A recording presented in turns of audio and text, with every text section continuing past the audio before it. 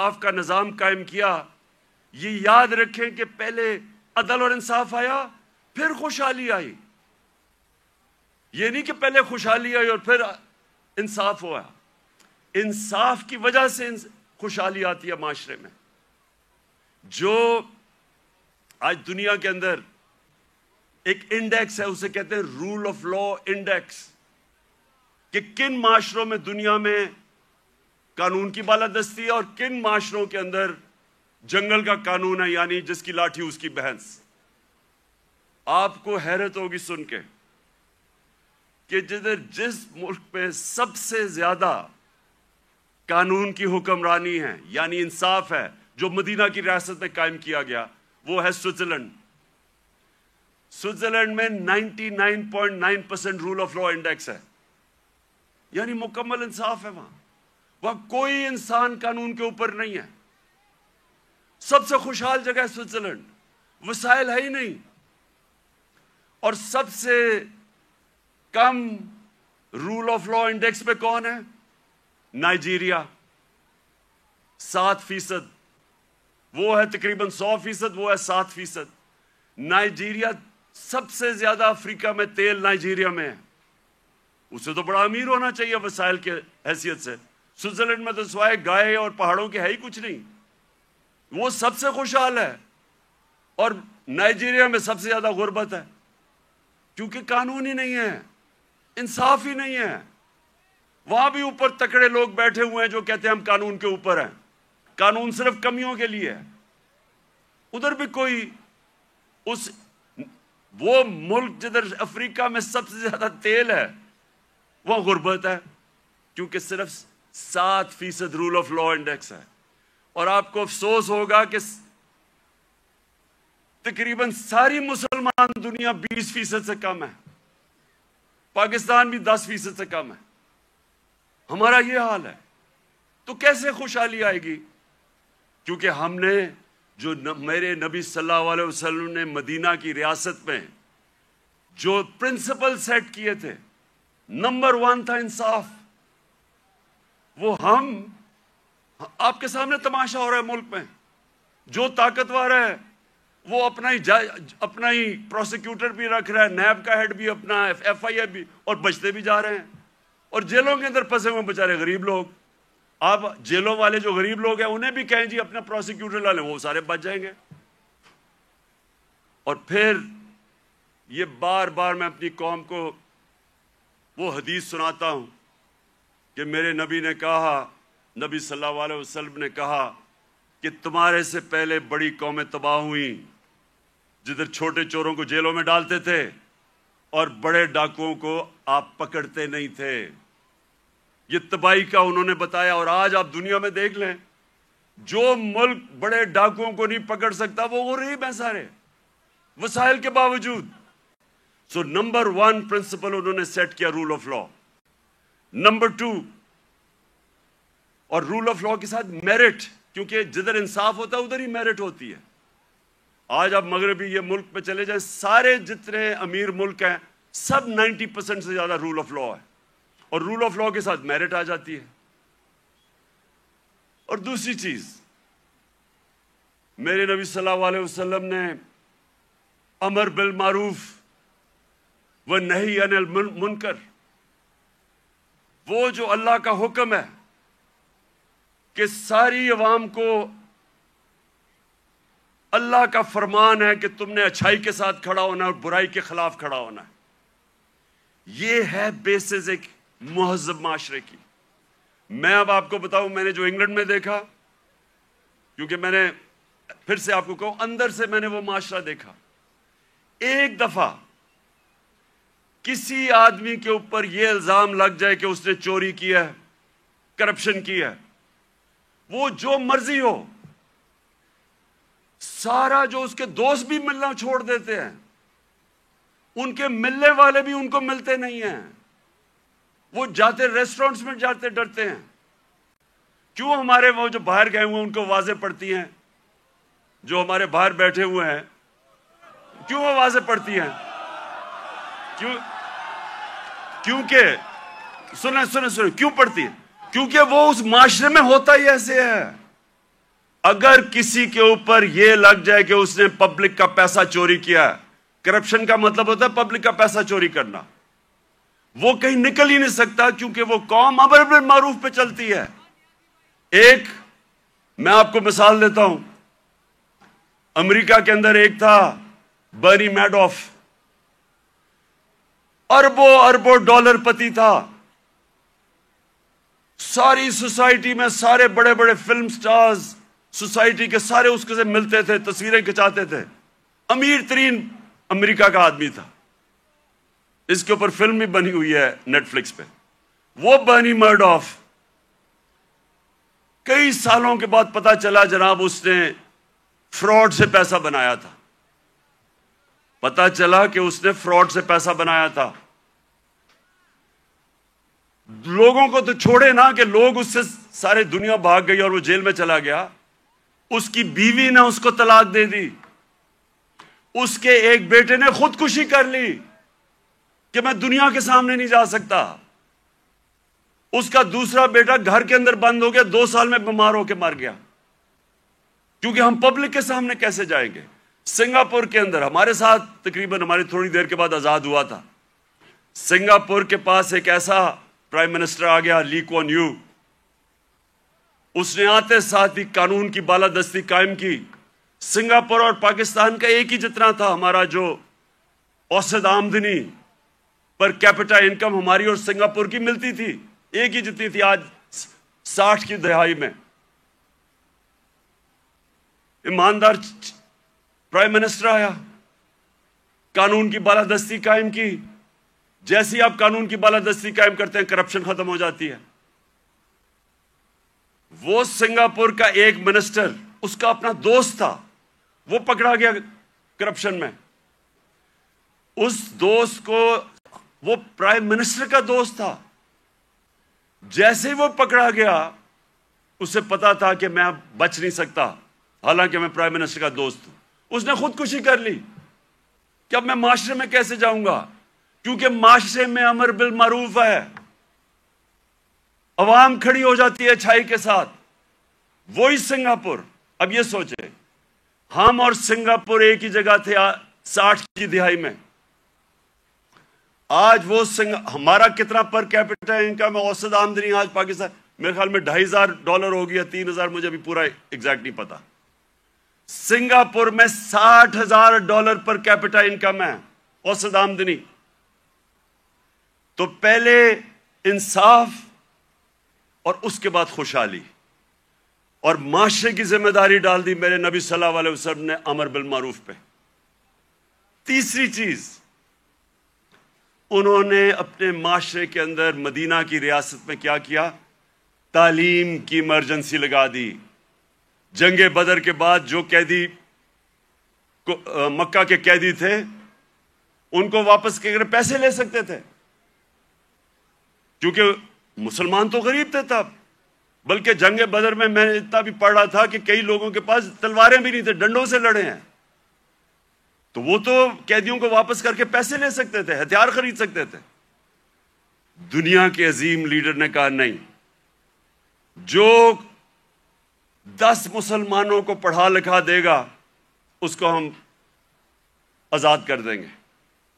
تعلیم کے اوپر زور دیا، چائنا بھی جانا پڑے تعلیم حاصل کرنے کے لیے تو جاؤ، جب سے تم پیدا ہوتے ہو اور جب تک قبر میں نہیں جاتے علم حاصل کرو۔ اس لیے صدیوں تک ٹاپ سائنسدان مسلمان تھے۔ تعلیم کے بغیر معاشرہ اوپر نہیں جاتا۔ اور ہمارا اب پھر سے حال دیکھ لیں، کتنا زور لگایا تعلیم۔ کتنا شرم کی بات ہے کہ 75 سال انڈیپینڈنس، پہلی دفعہ ہم نے کوشش کی تھی کہ کم از کم تعلیم کا نظام میں انصاف کریں، نہیں تو امیر کے لیے تھوڑے سے 8 لاکھ امیروں کے لیے انگلش میڈیم، باقیوں کے لیے اردو میڈیم، وہ بیچارے پڑھ کے بھی اوپر نہیں آ سکتے تھے۔ ایک تعلیمی نظام جو غریب کو غریب کرتا تھا، جو ملک میں ناانصافی پھیلاتا تھا، وہ ہم نے کوشش کی۔ پتہ نہیں اب اس حکومت نے وہ ختم کر دیا ہوگا کہ ایک ہی نصاب 5 کلاس تک اور اوپر تک لے کے جا رہے تھے، لیکن تعلیم یہ تیسری چیز میرے نبی صلی اللہ علیہ وسلم نے مدینہ میں کہا، تعلیم کے اوپر انہوں نے زور دیا، جس کی وجہ سے مسلمان اوپر گیا۔ اور پھر فلاحی ریاست، انسانیت کا نظام، دنیا کی تاریخ میں پہلی دفعہ انہوں نے ایک فلاحی ریاست بنائی۔ اور یقین کریں مجھے پتہ ہی نہیں تھا فلاحی ریاست کیا ہوتی ہے جب تک میں برطانیہ نہیں گیا۔ میں جب پہلی دفعہ برطانیہ گیا، میں نے پہلی دفعہ فلاحی ریاست دیکھی، کسی مسلمان ملک میں نہیں دیکھی۔ جو انہوں نے مدینہ کی ریاست میں پہلی دفعہ انسانیت کا نظام لے کے آئے تھے کہ کوئی کمزور آدمی، اس کی ریاست نے ذمہ داری لی تھی۔ غریبوں کی، آپ حیران ہوں گے کہ جو پینشنز تھیں، بوڑھوں کی بھی ذمہ داری پہلی دفعہ دنیا کی تاریخ میں مدینہ کی ریاست میں لی تھی۔ یتیموں کی، معذوروں کی، بیواؤں کی، ایسا نظام کبھی پہلے نہیں آیا تھا۔ تو اسٹیٹ نے انسانیت کا نظام لے کے آیا۔ اور مجھے افسوس سے کہنا پڑتا ہے کہ آج آپ یورپ چلے جائیں، میں نے اسکینڈینیویا، جو بہترین، میں سمجھتا ہوں کہ اس نظام کے قریب مدینہ کے ریاض جو میں نے دیکھا ہے وہ ڈنمارک، سویڈن، ناروے۔ آپ وہاں دیکھیں، آپ اپنے پاکستانی رہتے ہیں وہاں، ان سے پوچھے تو صحیح کہ انسانیت کیا ہوتی ہے۔ میں بار بار کہتا ہوں، اپنے جانوروں کا ہمارے سے بہتر دھیان رکھتے ہیں۔ وہ حضرت عمر کا قول تھا کہ اگر کتا بھی بھوکا مرے میری ریاست میں تو میں ذمہ دار ہوں۔ آج ادھر آپ دیکھ لیں، ان کا RSPC ہے، کتے آپ کو سڑکوں پہ نہیں نظر آئیں گے، وہ ان کو ہومز دیتے ہیں، ان کو کھلاتے ہیں پلاتے ہیں۔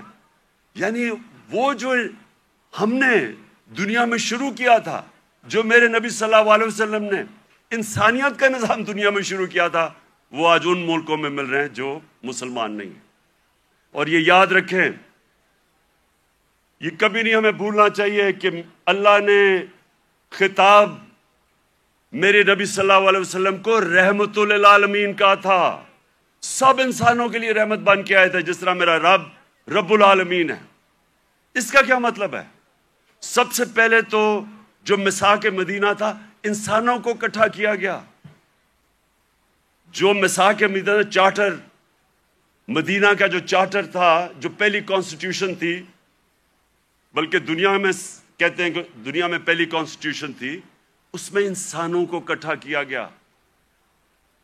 وہاں عیسائی تھے، وہاں مسیح برادری تھی، وہاں یہودی تھے، ان سب کو اکٹھا کیا گیا۔ انسانوں کو تقسیم نہیں کیا گیا، اکٹھا کیا گیا۔ تو یہ لیڈر کی نشانی ہوتی ہے کہ لوگوں کو، انسانوں کو اکٹھا کرتا ہے، تقسیم نہیں کرتا۔ لیکن اس کا ایک اور بھی مطلب ہے کہ جو بھی معاشرہ میرے نبی صلی اللہ علیہ وسلم کے احکامات پہ چلے گا، جو بھی ان کی سیرت پہ چلے گا، وہ مسلمان ہیں یا نہیں ہیں، اللہ کی ان کی برکت آ جائے گی ان کے اوپر، کیونکہ وہ رحمت للعالمین تھے۔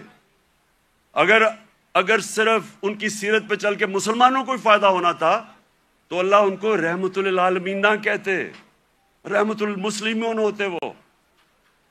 تو اس لیے آج اگر آپ دیکھتے ہیں ملکوں کی خوشحالی، آپ دیکھیں کہ کتنی طور پہ وہ میرے نبی صلی اللہ علیہ وسلم کی سیرت پہ چل رہے ہیں۔ آپ کو حیران ہوں گے کہ جب ہم نے بھی شروع میں پڑھا، ہم بھی حیران ہوئے۔ میں نے بہت پہلے پڑھا، محمد عبدو بڑا اسکالر تھے، بہت بڑے عالم تھے اسلام کے۔ وہ جب پہلی دفعہ یورپ کوئی 125 سال پہلے گئے اور مصر سے گئے، تو جب وہ مصر واپس آئے، انہوں نے کیا کہا؟ انہوں نے کہا میں یورپ گیا تھا، وہاں مسلمان تو نہیں نظر آئے، لیکن بڑا اسلام نظر آیا۔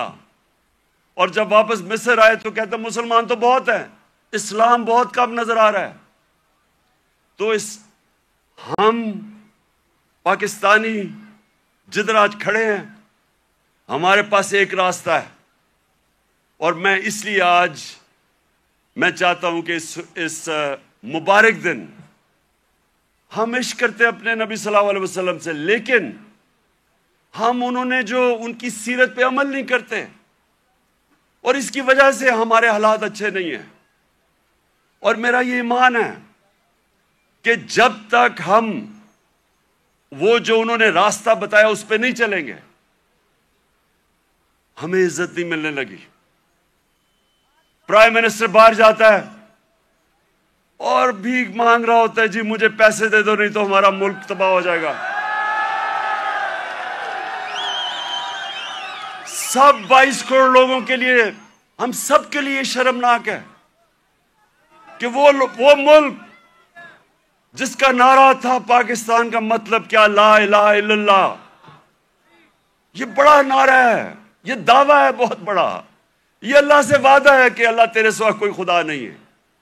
وہ آج ایسے پھر رہا ہے دنیا میں، کوئی آتا ہے گورے رنگ کا، کوئی باہر سے آ جاتا ہے، سارے گر جاتے ہیں اس کے سامنے۔ نہ عزت ہے، نہ آزادی ہے۔ جو حکم ملتا ہے کہ اچھا جی روس سے تیل نہیں لینا، ہم نہیں لیتے کیونکہ حکم آیا باہر سے۔ تو میرے پاکستانیوں، ہمیں آج اس مبارک دن پہ اپنے ریفلیکٹ کرنا ہے، غور اور فکر کرنا ہے کہ ہم نے کیسے اس قوم کو اس قوم ادھر پہنچانا ہے جس کے لیے یہ ملک بنا تھا۔ یہ ملک اس لیے نہیں بنا تھا کہ تھوڑے سے لوگ، 1% لوگ امیر ہو جائیں اور پیسے بنائیں اور قانون کے اوپر چلے جائیں اور باقی لوگ ان کی غلامی کریں، اس لیے نہیں ملک بنا تھا۔ ملک بنا تھا، ایک بڑا خواب تھا کہ ہم ان پرنسپلز پہ چلیں گے، اور دنیا کی تاریخ شاہد ہے کہ وہ 10 سالوں کے اندر، 10 سال، زیادہ دیر نہیں، 10 سالوں کے اندر وہ قوم کھڑی ہو گئی تھی۔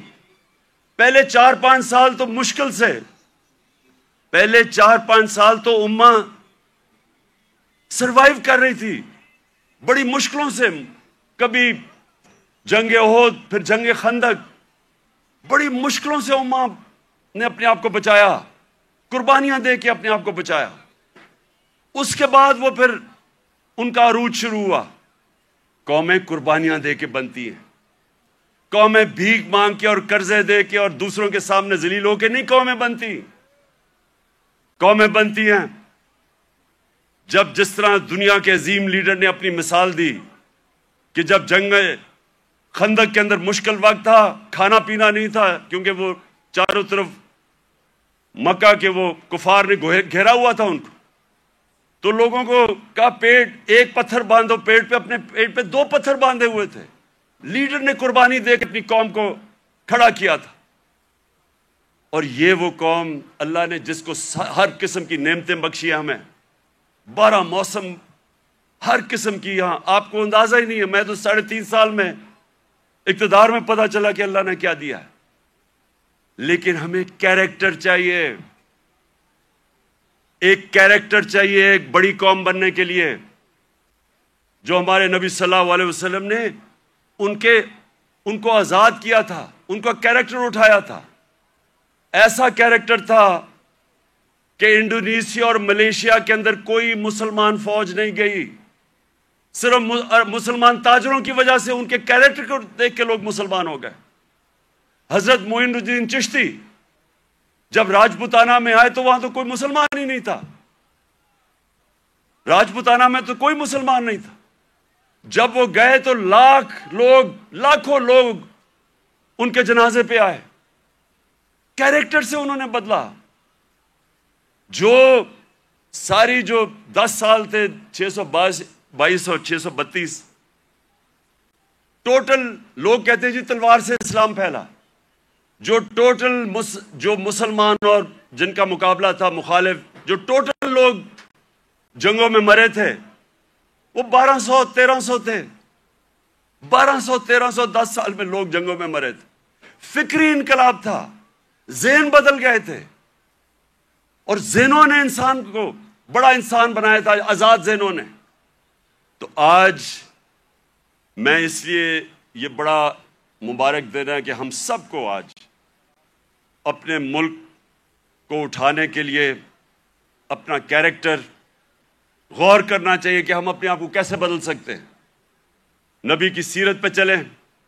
میں نے رحمت اللہ عالمین اتھارٹی بنائی، مقصد اس کا کیا تھا کہ ہمارے بچوں کو سیرت نبی سے ان کا کیریکٹر مضبوط کریں، یونیورسٹی کالجز کے اندر ڈیبیٹس ہوں, سارے ڈسکس کریں, ہمارے انٹلیکٹ ہماری جو اسکالرز ہیں وہ ڈسکس کریں کہ اللہ نے کیوں ہمیں حکم دیا ہوا ہے کہ نبی کی سنت پہ چلو, ہماری بہتری کے لیے. اور وہ کیا انہوں نے قدم کیا کرے, کیسے چینجز کیے, ایک ایک ایسے اتنی دنیا میں اتنے تھوڑے وقت, دنیا کی تاریخ میں اتنے تھوڑے وقت کبھی اتنے گریٹ لوگ نہیں آئے. ہر انسان کوئی نہ کچھ بن گیا. اگر یہ مغرب میں ہوتے آج یہ فنومنا, تو ایک ایک کے اوپر کتابیں لکھی جا رہی ہوتی, حضرت خالد بن ولید پہ کتابیں لکھی جا رہی ہوتی, ان کے اوپر ریسرچ ہوتی کہ وہ کیا تھا, کبھی وہ جنگ ہی نہیں ہارے, اور ہر کوئی جنرل بن گیا. حضرت بلال 2 کیمپینز میں وہ لیڈ کر کے گئے, ایک غلام ایک جنرل بن گیا. اس کے اوپر کبھی کام نہیں کیا, ہمارے اسکالرز نے نہیں کام کیا.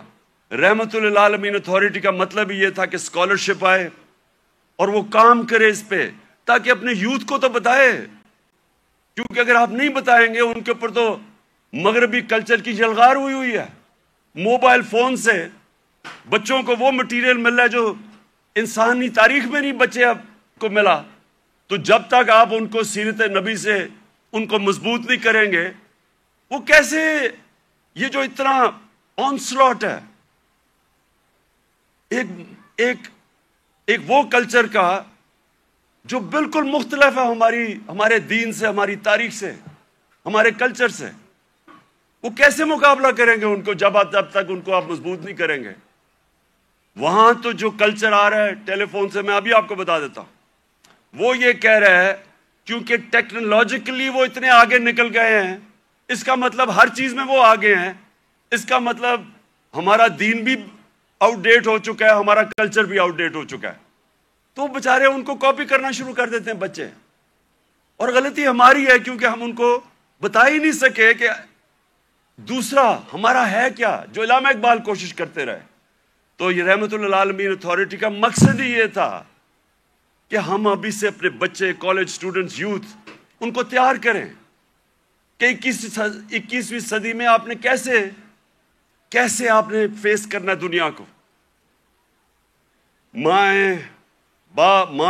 خاص طور پہ ماؤں کے اوپر جو اب پریشر ہے, مجھے تو پتہ ہے کیا پریشر پڑا ہوا ہے یہ موبائل فون کی وجہ سے, جو بچوں کے لیے اب آ گیا. تو اس لیے میں آج اس دن پہ اپنی ساری یوتھ کو کہتا ہوں کہ اگر ابھی تک ہمارے ایجوکیشن سسٹم آپ کو تعلیم نہیں دے سکا جو آپ کو ملنی چاہیے, اور انشاءاللہ ہم جب بھی واپس آئیں گے اور اللہ نے جب کیا تو رحمت للعالمین اتھارٹی کو ریوائیو کریں گے, اسکالرشپ ریوائیو کریں گے, بچوں کو تیار کریں گے. اور میں یہ چاہتا ہوں, دیکھیں آخری بات میری جو آخری بات ہے وہ یہ سن لیں. یہ تو اللہ کا سب سے بڑا تحفہ ہے کہ وہ کسی کو ایمان دیتا ہے یا نہیں دیتا. کوئی کسی کو زبردستی دین میں نہیں لا سکتا, لیکن ہمارا فرض یہ ہے کہ کم از کم ہم اپنی یوتھ اور بچوں کو ان کی فاؤنڈیشن تو بنا دیں, ان کی بنیاد تو رکھ دیں, ان کو بتا تو دیں کہ آپ کا دین, اور خاص طور پہ شروع ہمیشہ سیرت نبی سے کریں, اس کے بعد قرآن کی تعلیم دیں. سیرت نبی ایک ایسی چیز ہے جو میں اپنے آپ سے کہہ رہا ہوں کہ میری تو پہلے مجھے نبی کی سیرت میں نے پڑھی اور سمجھی, ان کی تاریخ, ان کی زندگی, پھر مجھے قرآن کی سمجھ آئی. اس سے پہلے مجھے قرآن کی سمجھ ہی نہیں آتی تھی. تو جب تک مجھے سیرت نہیں پڑھی پھر مجھے سمجھ آنی شروع ہوئی. تو دونوں پڑھانی چاہیے, لیکن ابھی سے ہی ہمیں میں اپنے یوتھ کو اب کہتا ہوں کہ کتابیں پڑھیں, نبی صلی اللہ علیہ وسلم کی زندگی پڑھیں, سمجھیں کہ وہ دنیا میں کیا ہوا تھا. کبھی ایسی دنیا کی تاریخ میں ایسا فنومنا نہیں آیا. اور اس کے بعد جو پھر اللہ آپ کو ہدایت کرتا ہے, نہیں وہ آپ کی قسمت ہے, لیکن کم از کم اس سے آپ تیار ہو جائیں گے دنیا 21ویں صدی کا مقابلہ کرنے کے لیے. بہت بہت شکریہ.